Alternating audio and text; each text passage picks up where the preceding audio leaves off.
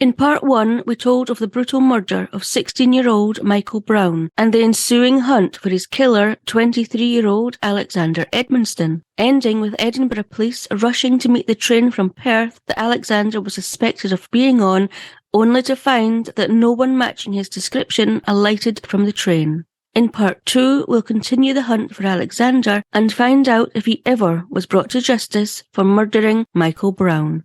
When all of the passengers had got off the train in Edinburgh and there being no sign of Alexander, following a conversation between the Edinburgh and East Wemyss officers, it was assumed that Alexander had got off the train a few stops outside of Edinburgh, but was still likely making his way to the city, with police believing that he would want to try and pawn the watch and chain he had stolen from Michael, as well as exchange some of the gold sovereigns he had for money.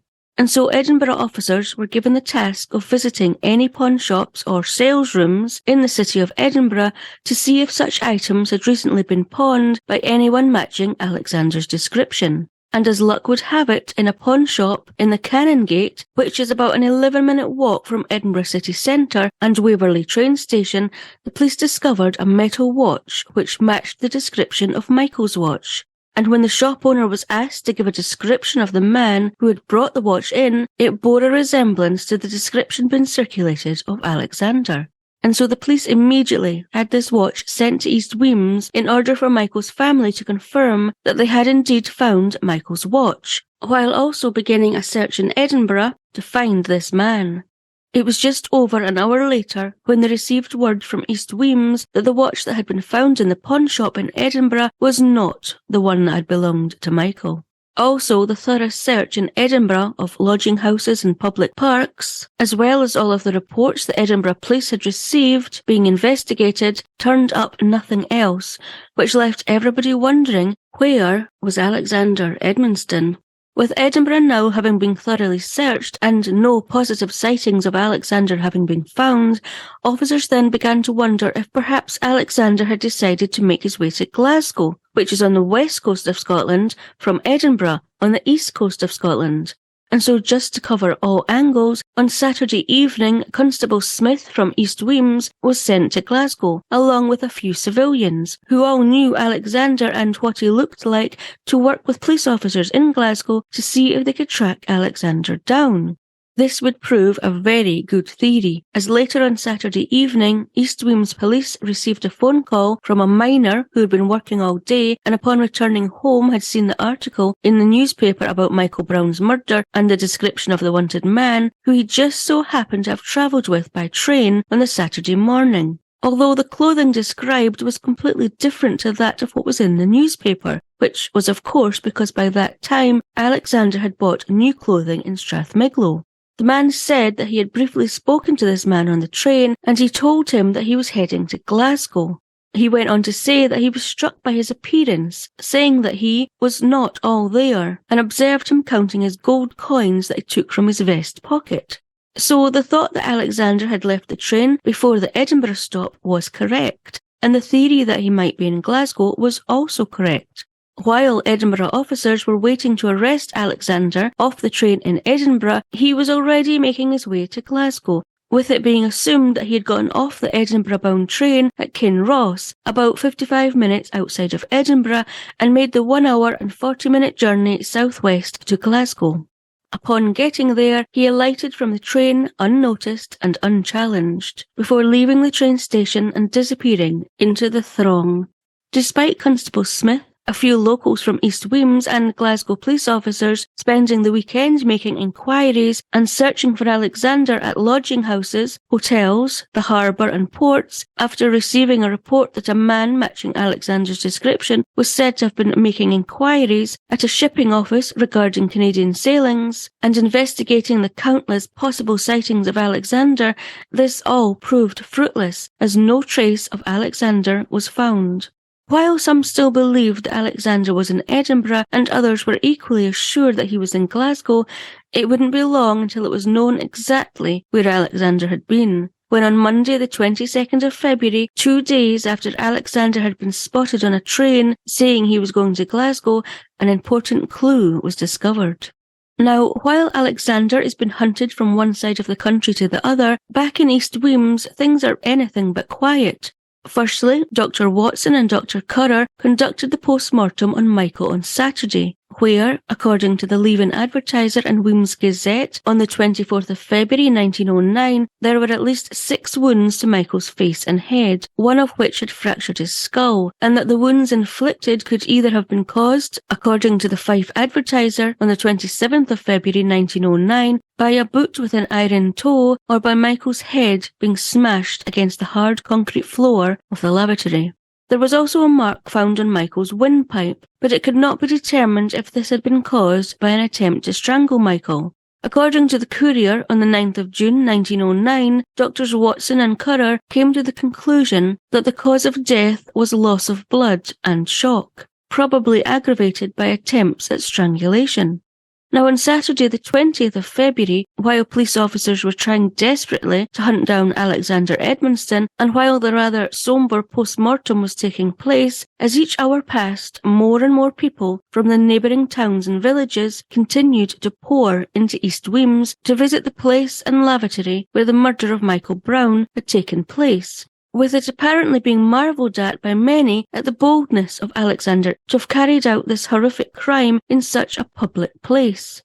The Wemyss and District Tramway Company had all of their tram cars in operation throughout the weekend, even the trams that were only used for special occasions. But despite running full all day on both Saturday and Sunday, they could not cope with the influx of people that descended on East Wemyss, and hundreds had to walk to and from East Wemyss, with it being believed, according to the Leaving Advertiser and Wemyss Gazette, that about 3 p.m. on Sunday there were as many as 5,000 people, young and old, in the small village, crammed into School Wynd and along the main street overlooking the shore. But what of Michael's family, who were trying to come to terms with the fact that Michael had been taken from them so brutally? Well, on Friday night, Michael's dad, William, had spoken to a reporter from the Leaving Advertiser and Wemyss Gazette and said, "I can't realise that my laddie's awa. It is not like he had been ill for a time and we were waiting for the worst. He was such a quiet boy and liked his home, for he seldom went out at nicht." When William was asked how many of a family he had, he replied, "I'd 6, knew of only 5. He continued by saying that Michael's mother was so heartbroken she had taken to her bed. On Sunday, thoughts of Mrs. Brown continued, as many villagers, including Michael's close friends, were desperately sad about what had happened and remembered Michael by telling stories about him. Mrs. Brown herself was in such an extreme state of collapse that she could not bear to hear the noise of the church bells ringing for 15 minutes in the forenoon and afternoon on Sunday. And so a note was sent to the church, and the decision was made to only ring the bells for 7 minutes on that Sunday. While people continued to arrive in East Wemyss throughout Sunday, the villagers attended the regular church service, where the precocious, without being cheeky, wee Mickey was remembered in a special reference by the Reverend George Lowe, where, according to the Fife Advertiser, he said, "No one ever saw anything but cheerfulness and happiness upon his face. He had a gentle, guileless spirit. He was diligent in business, kind and dutiful in his home, a good son and a good brother, bearing with him amid the many temptations which beset the young in this place. The united, heartfelt sympathy of our community goes forth to the stricken home, and not only of our community, but of the whole country. We commend his parents, sisters and brothers to the care and compassion of him who is kinder and wiser than we are, and restores our soul." And many were moved to tears by these words. However moving this service had been, worse was yet to come, as Michael's funeral was to take place the next day, on Monday the 22nd of February. However, as Michael's funeral was taking place, a phone call from a landlady in Glasgow to the police set the police back on the trail of Alexander Edmonstone. Michael's funeral took place on Monday. Businesses were suspended for the day, and curtains on all windows and blinds on all shops were shut as a mark of respect.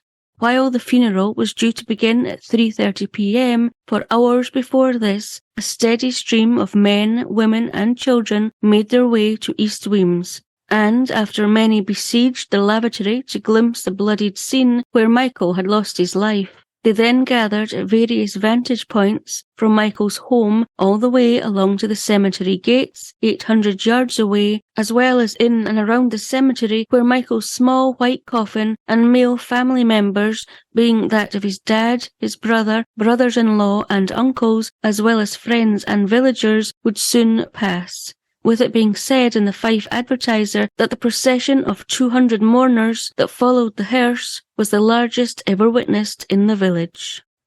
As was custom, the female members of the family did not attend the funeral and had already bidden Michael a goodbye. Following a moving ceremony, Michael's coffin with the inscription, "Nothing in my hands I bring, simply to thy cross I cling," Michael Brown, aged 16, was then lowered into its final resting place. It was estimated that more than 5,000 people had descended on East Weems for the funeral, with the tram cars yet again not being able to cope with the demand, and many having walked, cycled, or arrived by cart. So, like I said, as the funeral was taking place, police in Glasgow would receive their next lead in the hunt for Alexander Edmonstone when the owner of a boarding house in Renfrew Street in Glasgow called to explain that she believed the wanted man, Alexander Edmonstone, had been at her accommodation, and, after becoming suspicious and having entered his room, what she had found only further roused her suspicions. Apparently, on Saturday, the 20th of February, shortly after 11 a.m, she had received a phone call from a male asking if she had a vacant room for a couple of nights, to which she replied that she had and gave the price. Agreeing to pay up front, apparently telling the landlady that he had plenty of money, this man then turned up at the boarding house, paid his money, and was shown to his room. However, within 20 minutes, he left his room, telling the landlady that he was in a hurry to meet someone off a train, but that he would be back shortly. However, he never returned. The landlady did become suspicious when the man never returned, and on Monday afternoon, upon reading the newspaper about the man wanted for murder, possibly having been in Glasgow, with a description similar to the man who had been at her property on Saturday, she decided to enter his room. Upon doing so, and finding a pair of braces, socks, a shirt, a jacket, a vest, and trousers with patches at the seat and bloodstains at the foot and on both legs, she immediately called the police.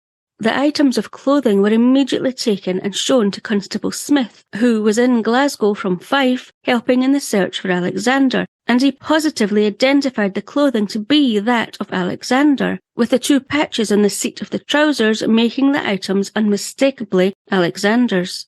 Further bloodstains were also noticed to be on the inside lining of the clothing, which had possibly been used to remove blood from Alexander's fingers. So, with these new pieces of evidence being discovered, efforts to trace Alexander were ramped up. A signed warrant for the apprehension of Alexander on the charge of murdering Michael Swinton Brown was finally issued on Monday, along with information notices being issued to police offices all over the country, which contained a photograph of Alexander and information about him being at Renfrew Street in Glasgow on Saturday and what he had been wearing before and after changing his clothing. This information being circulated to police stations and newspapers led to a number of sightings being reported to the police in and around Glasgow, such as a sighting in a shop, a 12-minute public transport journey north from Renfrew Street, where a man had tried to exchange gold sovereigns for silver. Also a sighting on one of the Clyde ferries, which was about a 36-minute public transport journey west from the last sighting at Renfrew Street. Another sighting at Cambuslang, a 25-minute public transport journey south-east from Renfrew Street, and another sighting in Lark Hall, a 51-minute public transport journey south-east from Renfrew Street, where a man matching the description in every detail purchased a brown cap. By the time the police were able to investigate these sightings, having many others to investigate as well, the man, thought to have been Alexander, had disappeared.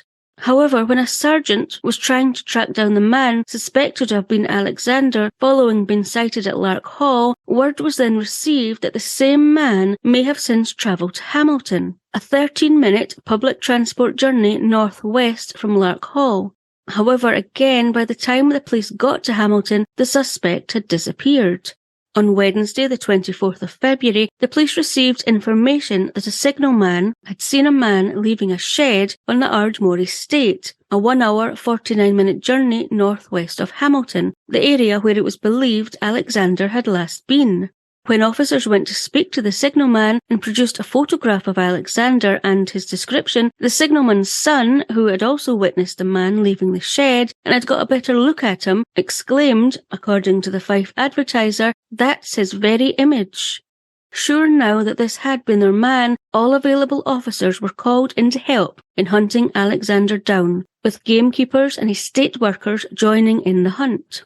Everyone involved and in the area felt excited when word came that an arrest had been made in Govan, a 55-minute public transport journey northwest of Hamilton. However, the excitement soon died down when it was determined that the man who had been arrested was not Alexander.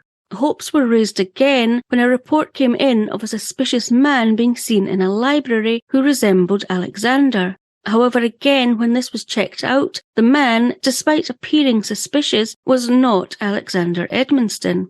With it seeming that everyone wanted to be involved in the hunt for Alexander Edmonstone, about 6 p.m. on Wednesday, a man resembling the suspect was arrested by a constable in Maryhill, a 25-minute public transport journey northeast of Govan, where the last sighting had come from, and he was taken to a local police station.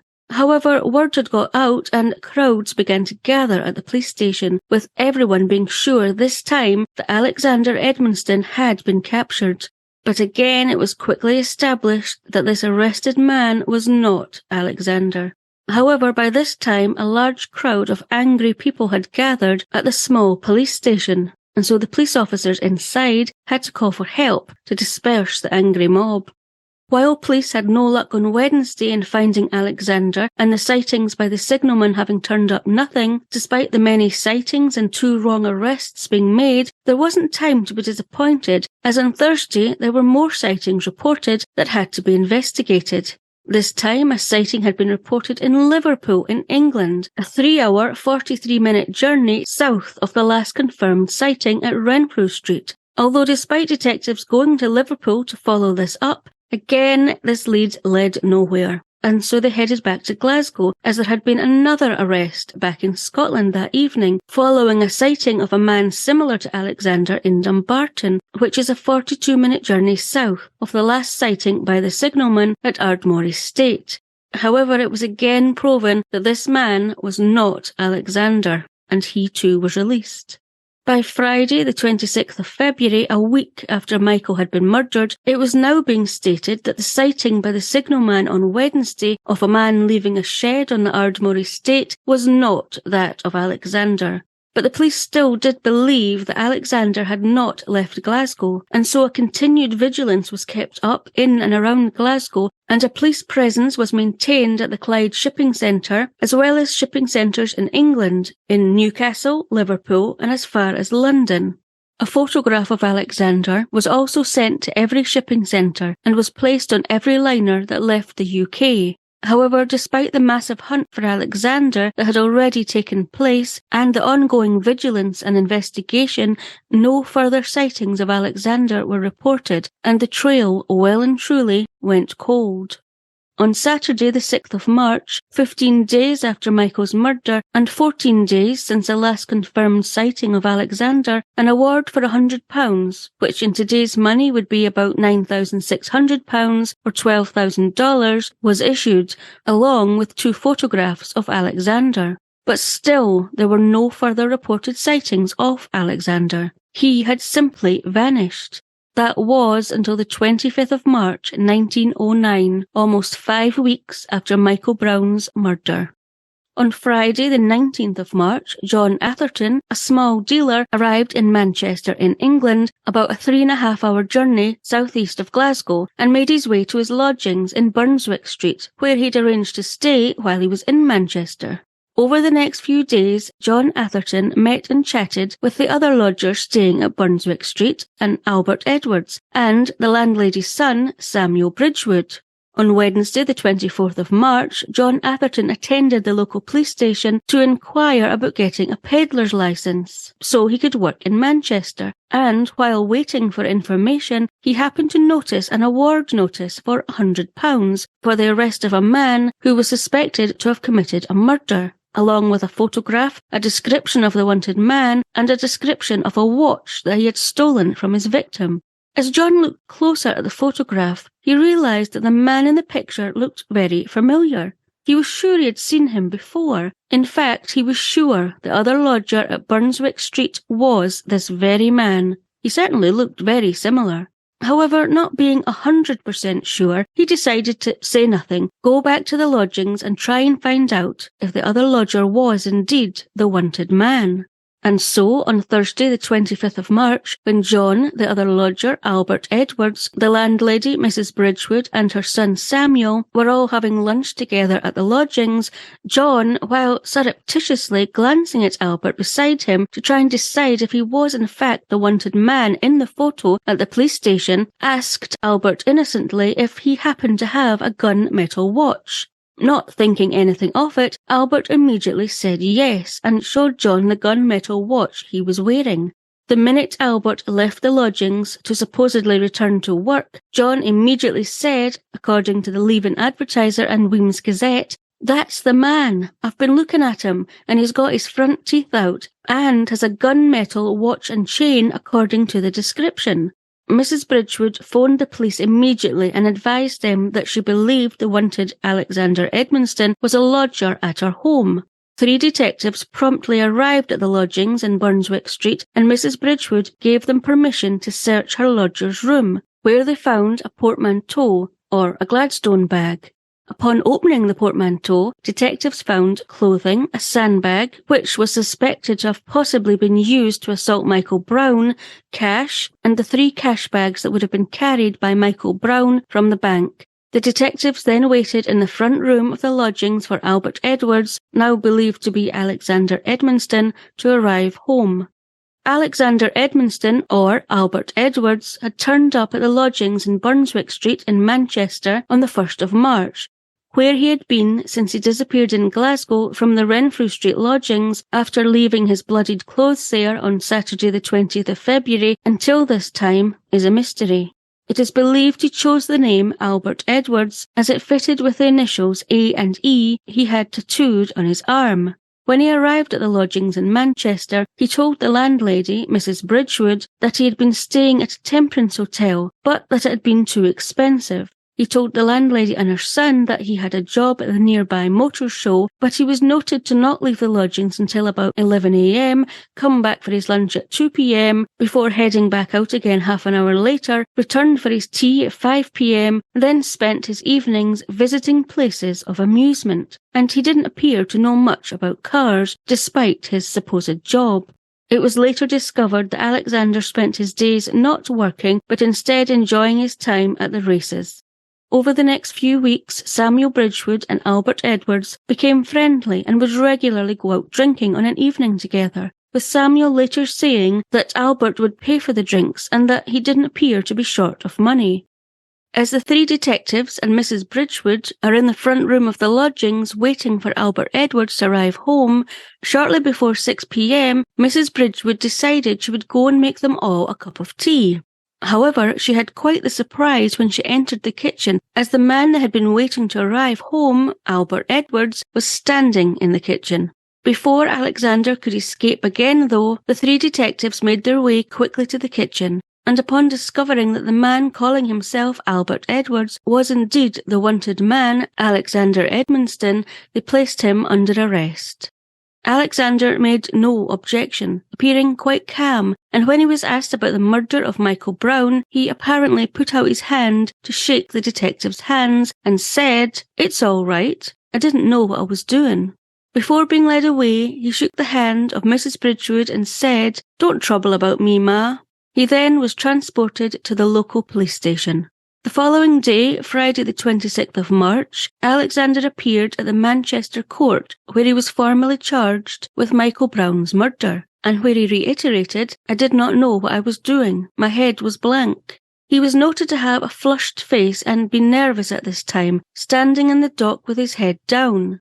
He was then remanded in custody to await Fife police to arrive and escort him back to Scotland for trial. As Fife officers and Alexander Edmonstone made their way back to Scotland, word of his arrest and imminent arrival back in Scotland began to circulate. And so, on Saturday the 27th of March at about 9:25 a.m, after a train and car journey from Manchester, Alexander, sitting between two detectives in the back of a car, was whisked past the crowd that had gathered outside the County Court building in Cooper in Fife. He was seen to keep his eyes cast downwards and did not appear to react as the hostile crowd shouted at him as he was led into the County Court building, where he stood before Sheriff Armour while the full charge of murder and robbery was read out. When asked by the sheriff if he wished to make a statement, Alexander replied, "I have nothing to say." Alexander was then told he would be remanded in custody at Perth prison until his trial, before being handcuffed and led downstairs, where he apparently ate a good breakfast before being led out of the court building once again to the waiting car. However, this time his features had changed, and according to one of the now 250 to 300 people who waited outside to shout and boo at him, he appeared sulky, his step appeared to falter, and he was a pitiable object. While Michael's family and those close to Michael who had been affected by his brutal murder were so relieved that his murderer had been caught, many felt that due to the 5-week delay in him being captured, it now reopened the awful wound for the Brown family, with many feeling sympathy for Michael's family as strong as on the day of his murder. However, Michael's family would have to wait a bit longer, as the 2-day trial wasn't to begin until Tuesday the 8th of June in Perth. A further 2.5 months. And to further add to Michael's family's grief, Alexander had pleaded not guilty, and his solicitors had submitted a plea of insanity and that he was not responsible for his actions at the time of the murder. And what of Alexander's family? They too must have felt grief and despair for the situation their son found himself in. I wonder if it helped them to have apparently received a message from Alexander after his arrest, which read, "Cheer up, father and mother, don't worry about me." Now, while everyone was waiting for the trial to start, there was a bit of a debate going on about who should get the £100 reward. Should it be the lodger, John Atherton, who had realised that Albert Edwards was in fact Alexander Edmonstone, or should it be the landlady, Mrs. Bridgewood, who had actually reported the information to the police about her believing her lodger was Alexander Edmonstone? After some backwards and forwards and debates in the newspapers, it was eventually decided that the lodger, John Atherton, should get the reward, as it was actually him who saw the photo of Alexander at the police station and brought everyone's attention to the fact he was living quite openly in Manchester. On Monday the 7th of June, the streets of Perth were full of people celebrating the 39th anniversary of the 8 hours a day working limit for miners. Everywhere you looked, people were dancing to the music the bands were playing in the streets, were drinking, laughing and generally being merry late into the evening, where the late trains would carry the partygoers away from the city, once again leaving the city of Perth quiet and peaceful.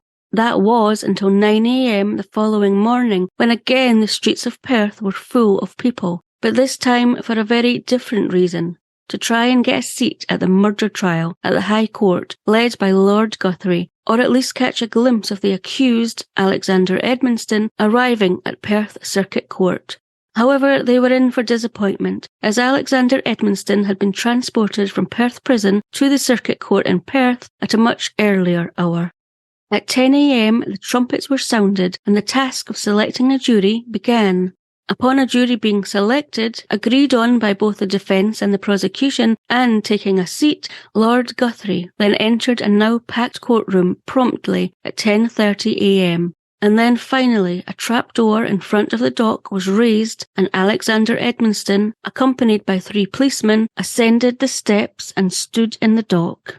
According to the Leaven Advertiser and Weems Gazette on the 9th of June 1909, Alexander was clean-shaven with not the slightest trace of dejection on his face, with it also being noted that he'd put on some weight since his arrest.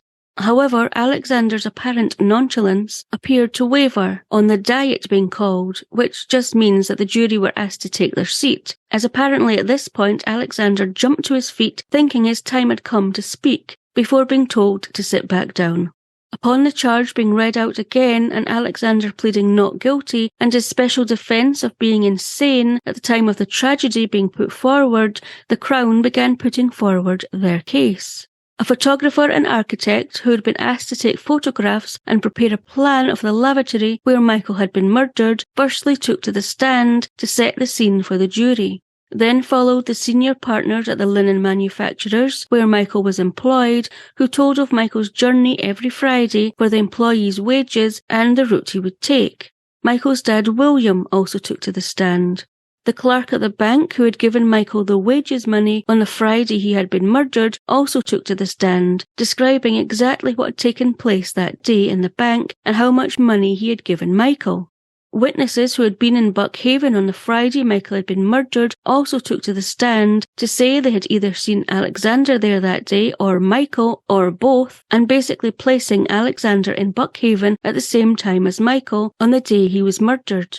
14-year-old Peter Adamson, who had been on the tram car with both Michael and Alexander on the day of the murder, also took to the stand, as he was able to place both Michael and Alexander as being on the tram car at the same time that Friday. Tramcar 1 conductor Mr. Chalmers also took to the stand, and he too was able to place Alexander and Michael in his tramcar before they both alighted at the top of School Wynd shortly before Michael was murdered. Witnesses who had seen either Michael, Alexander or both making their way down School Wynd on the Friday after alighting from the tramcar also took to the stand, as did the man who had heard the gurgling sound and shuffling of feet coming from the lavatory shortly before Michael's body was found. The man who had found Michael's body also gave his testimony, as well as Constable Stewart, who had quickly been on the scene, who described exactly how he had found Michael. Constable Stewart had also been one of the officers who had escorted Alexander back from Manchester after his arrest, and when he was asked what Alexander's demeanour had been on the journey, he said he appeared to be depressed, as one would expect him to be when he was facing such a serious charge. Inspector Cameron also took to the stand and detailed the search in and around East Weems and the subsequent hunt that had taken place in trying to find Alexander. Dr. Watson, who had pronounced Michael dead at the scene of the murder and carried out the post-mortem, as well as Dr. Currer, who carried out the post-mortem with Dr. Watson, both took to the stand and told of their findings, with both confirming that the cause of death was the loss of blood and shock, probably aggravated by attempts at strangulation. Professor Littlejohn from Edinburgh also took to the stand to advise that he had been sent the clothing presumed to have been Alexander Edmonstone's that had been found at Renfrew Street lodgings in Glasgow, and that after tests he was able to determine that most of the blood found was human, although other tests had come back as inconclusive. Next on the stand were witnesses who had seen or spoken to Alexander while he made his way from East Weems after killing Michael to Perth, where he stayed the night at a temperance hotel, and they confirmed that the man in the dock was the man they had either seen or spoken to on Friday the 19th of February. The landlady at the lodgings at Renfrew Street in Glasgow, where Alexander had paid for a room before leaving 20 minutes later and not returning, also took to the stand and confirmed that the man in the dock was the same man who had paid for the room before vanishing. Detective Inspector Riding from Manchester, who had arrested Alexander, also took to the stand and spoke of how Alexander had come to their attention. Items such as the blood-stained clothing found in Glasgow, the remains of the money that had been stolen, the gunmetal watch that had been stolen from Michael, the portmanteau and sandbag thought to have been used to attack Michael were all entered as evidence. Day 1 of the trial was then drawn to a close, with the defence to begin presenting the following day. On the second day of the trial, Wednesday the 9th of June, the day Alexander Edmonstone would learn his fate, began and largely ended with his defence team putting doctors on the stand to try and get across the theory that Alexander was not responsible for his actions at the time of the murder. According to the Evening Telegraph and Post, Dr. Scott, a physician at the Sick Children's Hospital in Edinburgh, said that on the 25th of July 1908, Alexander, who was 22 at the time, had been admitted following a referral from a doctor in Buckhaven, following Alexander complaining of pain in his chest, head and neck after he had been found lying on the sand near his home in a state of excitement. Dr. Scott said that on Alexander being admitted, he seemed to be in a state of great pain, and although he was conscious, he seemed to be dazed. On examination, Alexander was found to have a high temperature, be sensitive to bright lights, and was noted to be apathetic and dull and heavy in appearance. Following testing of his joints and muscles, they were found to be abnormal, and there was an eruption at his elbows, wrists and knees, and there was tenderness when his spine was pressed. Dr. Scott concluded by saying that Alexander's condition improved and he was discharged a week or so later. When he was asked by the defence if he felt that Alexander at the time had full perception of what had happened, Dr. Scott answered, "I do not think so." When he was asked if he had come to a conclusion as to the nature of Alexander's condition, Dr. Scott replied that it was difficult to make a diagnosis, but possibly a nervous disease. However, Alexander's patient notes from his time under Dr. Scott's care said it was believed that Alexander had in fact suffered from sunstroke. Dr. Scott was then asked if his opinion that Alexander was merely suffering from sunstroke would change if he knew that since Alexander had been admitted to hospital in July the previous year, he had had a further 3 similar attacks, and on one occasion he had been found lying in the street unconscious, to which Dr. Scott replied, yes, it would alter it. He was then asked again, now that he had this information, what he would have diagnosed Alexander with back in July, to which Dr. Scott replied, I should think it would make it more like a case of epilepsy than a case of sunstroke.